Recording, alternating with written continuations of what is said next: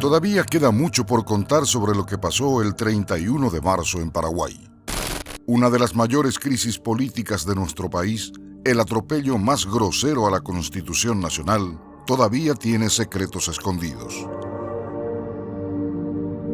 Así como ocurriera con el marzo paraguayo de 1999, es seguro que el marzo paraguayo de Cartes, Lugo y Llano seguirá siendo debatido durante años.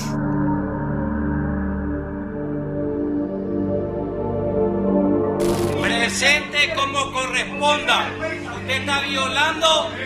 Usted está violando el reglamento y la Constitución. Usted no respeta el artículo 37. La puesta en escena del quiebre institucional tuvo una cantidad importante de actores, pero tras bambalinas, como una obra de teatro bien montada, el movimiento también era intenso.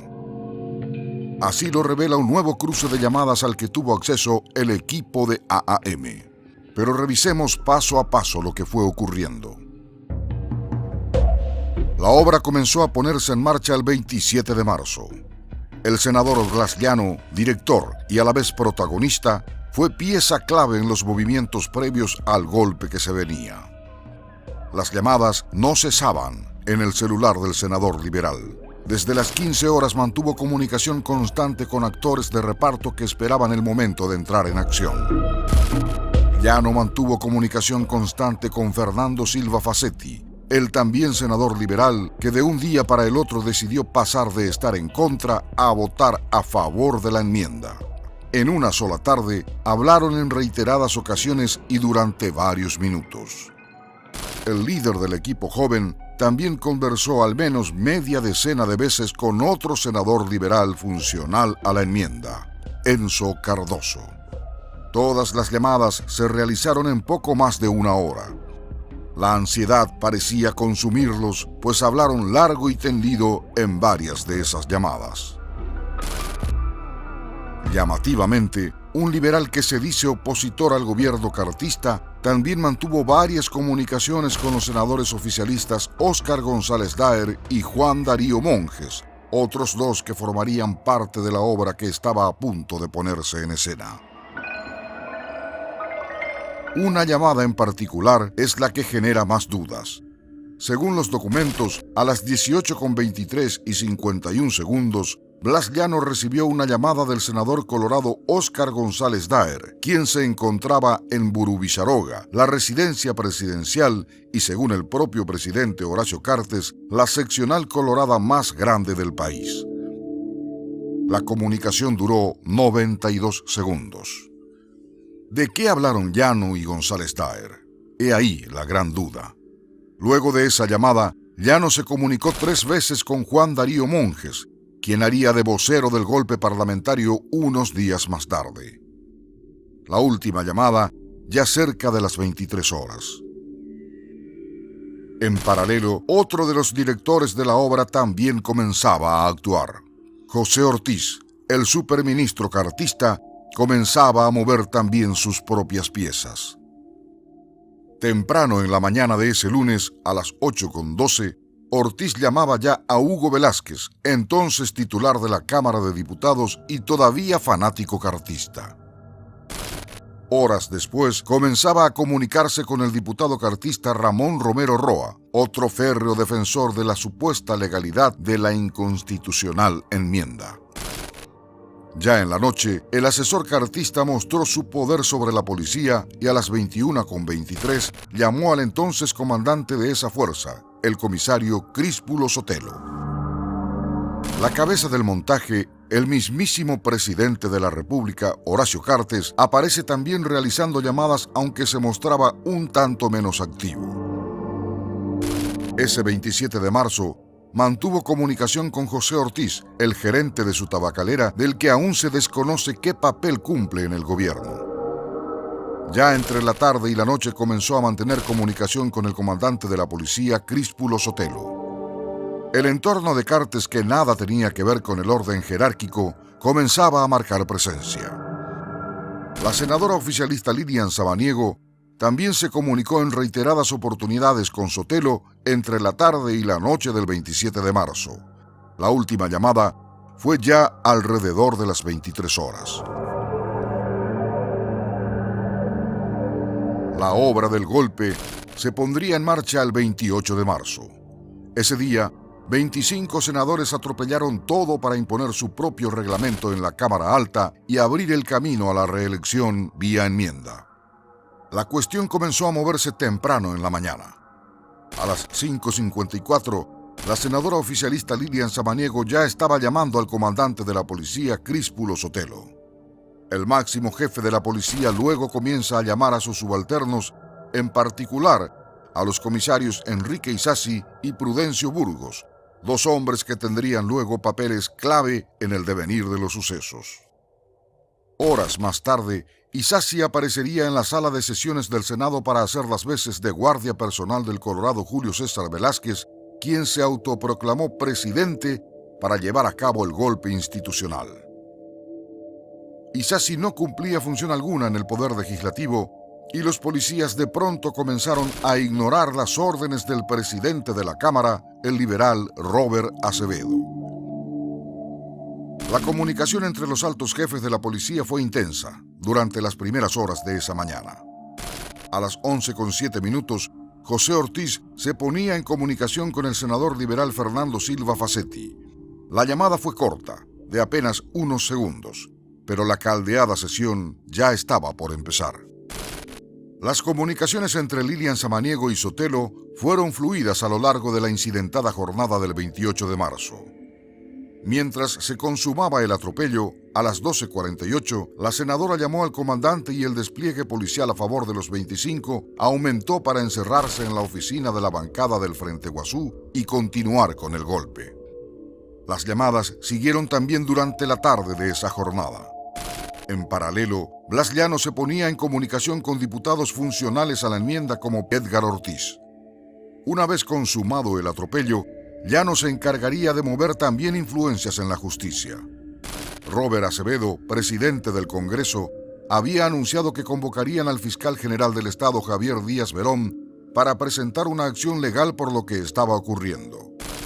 Llano también llamó a Díaz Verón, pero no lo hizo de forma pública, sino a su teléfono celular a las 16:26 de ese mismo día.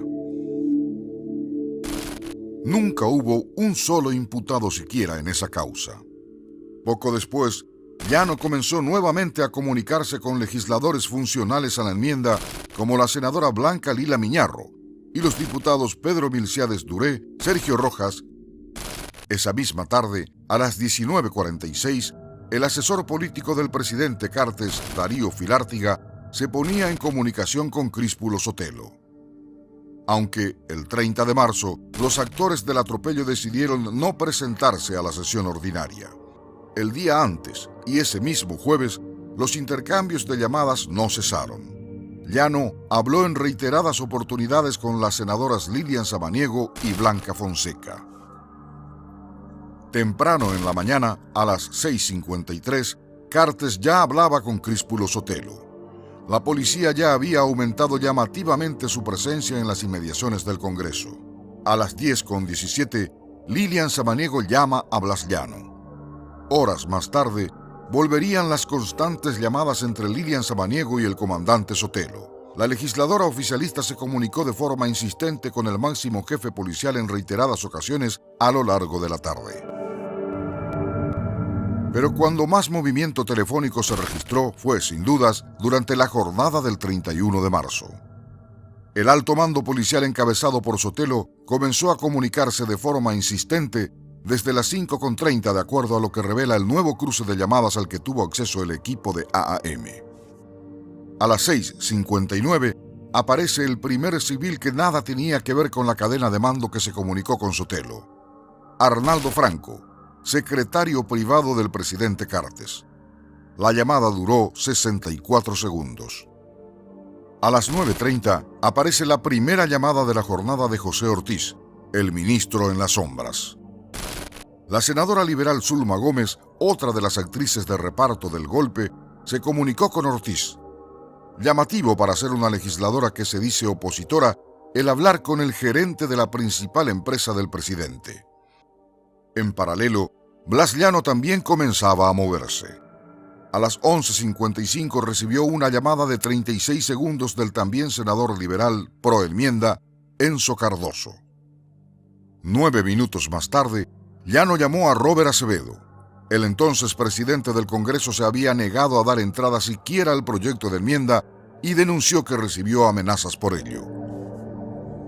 ¿Qué le habrá dicho Llano horas antes de perpetrar el golpe? A las 13, la senadora Lilian Samaniego volvió a comunicarse con Críspulo Sotelo. La presencia policial en las inmediaciones del Congreso iba creciendo, puesto que minutos antes se anunció la convocatoria de una sesión extraordinaria para tratar la enmienda constitucional. Samaniego volvería a llamar a Sotelo a las 14:20, poco antes de que se iniciara la sesión extraordinaria para aprobar a las apuradas y en secreto la reelección vía enmienda. Minutos después, a las 14:29, también lo llamaría el senador Carlos Núñez, otrora camarada policía suyo. Antes de iniciar la sesión clandestina en la oficina del Frente Guazú, a las 13:24, Blas Llano volvió a hablar con el senador Cardoso.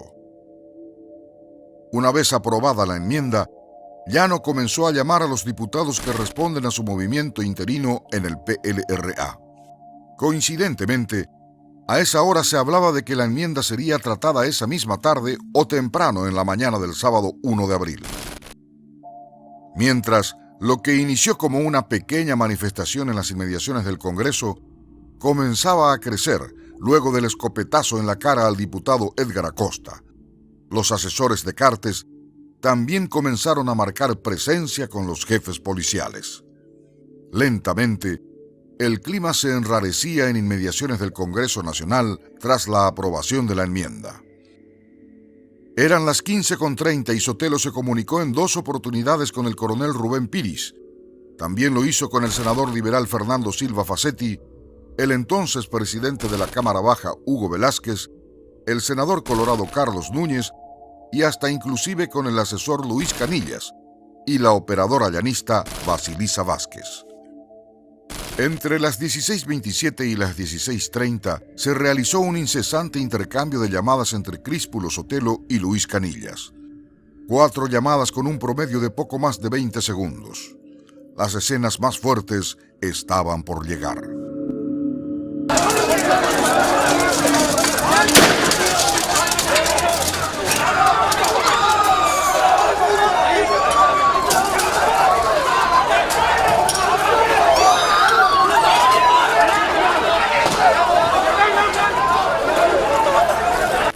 Desde ese instante, el celular de Sotelo fue bombardeado por llamadas. Desde efectivos policiales que seguramente aguardaban nuevas directrices hasta asesores que nada tienen que ver con la seguridad nacional. José Ortiz entró en escena. A las 16:54, José Ortiz llamaría a Críspulo Sotelo desde la mismísima residencia presidencial de Burubizaroga. A esa hora, el presidente Cartes también se encontraba allí. A la par, senadores liberales llanistas y colorados cartistas intercambiaban llamadas mientras el tumulto en las inmediaciones del Congreso crecía y ganaba fuerzas. El anillo presidencial seguía marcando presencia en el teléfono de Sotelo. Pasadas las 17, José Ortiz, Arnaldo Franco, secretario privado de Horacio Cartes, y nuevamente Luis Canillas llamaron al comandante. 17 minutos más tarde, fue el propio presidente Cartes el que conversó con Sotelo. Cuando las corridas pararon, las llamadas también hicieron lo propio. En medio de las protestas y tensiones, Ortiz tuvo tiempo hasta para hablar en varias ocasiones con el titular de la SICOM, Fabricio Caligaris. Cuando las corridas y enfrentamientos se reiniciaron, también volvieron las llamadas de actores políticos y civiles al comandante de la policía. Poco después, la policía sorpresivamente fue rebasada y retrocedió, permitiendo así el ingreso de los manifestantes al Congreso. Ya con los manifestantes en el interior del Congreso, Sotelo volvió a llamar al presidente Horacio Cartes. Poco antes de que las llamas consumieran parte del edificio, la comunicación de políticos y civiles con Sotelo fueron insistentes. Instantes después aparecería en acción otro de los asesores del presidente Cartes, el extronista convertido en demócrata Darío Filártiga. A las 19:44 tuvo una llamada de 46 segundos con Sotelo.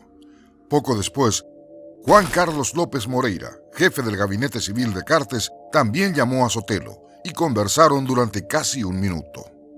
Apenas segundos después, Filártiga volvió a llamar al comandante.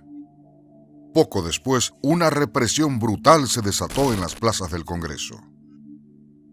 A lo largo de la noche del 31, Llano conversó en varias oportunidades con otros senadores que habían votado a favor de la enmienda, como Fernando Silva Facetti, Blanca Lila Miñarro y Jorge Oviedo Mato. Algunas de estas llamadas se dieron incluso después de que la sede parlamentaria se viera envuelta por las llamas. A las 22:32, el propio Blas Llano llama al presidente Horacio Cartes, que se encontraba todavía en Burubizaroga. Una hora después, Llano llamaría al senador Carlos Amarilla, quien enseguida denunció amenazas. Terminaba el 31 de marzo y las conversaciones seguían entre Críspulo Sotelo y personas a las que, en teoría, no respondía jerárquicamente.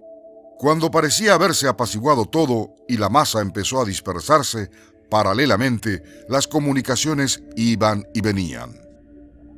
El cruce de llamadas revela además que el comisario Tomás Paredes Palma se mantuvo en sede de investigación de delitos hasta minutos antes de la medianoche. 4 minutos después de que iniciara el nuevo día, se registra la primera llamada de Paredes Palma desde las inmediaciones del PLRA. Apenas 7 minutos antes, su jefe inmediato, el comisario Abel Cañete, había conversado con el comandante Sotelo. Lejos de lo que afirmaron en algún momento, los altos mandos estaban en comunicación constante con quienes se dirigieron a la sede del partido opositor. Casi en simultáneo a la primera llamada de Paredes Palma desde inmediaciones del PLRA, José Ortiz llama a Críspulo Sotelo. Eran las 0:04. 7 minutos después de que el reloj marcara que ya era el 1 de abril, el presidente Cartes recibe una llamada de Críspulo Sotelo. Instantes después, se perpetraba el atropello a la sede del Partido Liberal y el asesinato de Rodrigo Quintana. Es decir, Cartes y su entorno también mantenían comunicación constante con el alto mando policial. Tras el ataque, Sotelo habló en reiteradas ocasiones con José Ortiz. La primera llamada se produjo a la 1:13. Casualmente, minutos después del primer aviso vía frecuencia policial de lo que había ocurrido en el PLRA. Antes, durante y después del atraco al PLRA, que concluyó en la muerte de Rodrigo Quintana en un lapso de 2 horas entre las 12 de la noche y las 2 de la madrugada del 1 de abril, el comandante Críspulo Sotelo mantuvo un total de 42 conversaciones telefónicas. Una vez con Paredes Palma, 2 veces con el presidente de la República, 5 llamadas con José Ortiz y 23 con Tadeo Rojas. También sostuvo conversación en ese lapso de tiempo con Arnaldo Franco, Juan Roa, Abel Cañete y Elisa Ledesma. Los intercambios de llamadas entre José Ortiz y Juan Carlos López Moreira también se sucedían con insistencia. Cartes volvió a hablar con Sotelo a la 1:50 y 36 segundos. Fue una conversación de 156 segundos. Temprano en la mañana, a las 6:19, Cartes volvió a llamar a Sotelo. Fue horas antes de la primera conferencia de prensa de la policía al respecto de lo ocurrido en la fatídica madrugada. A pesar de tener a mano elementos tan llamativos, la Fiscalía decidió simplemente no pedir el cruce de llamadas de los hombres del entorno del presidente Cartes. Estos elementos, que podrían haberse convertido en indicios o pruebas, ya no existen para el Ministerio Público. ¿Qué es lo que estaban escondiendo? Así, saber quién ordenó el ataque al PLRA y la muerte de Rodrigo Quintana será casi imposible de determinar.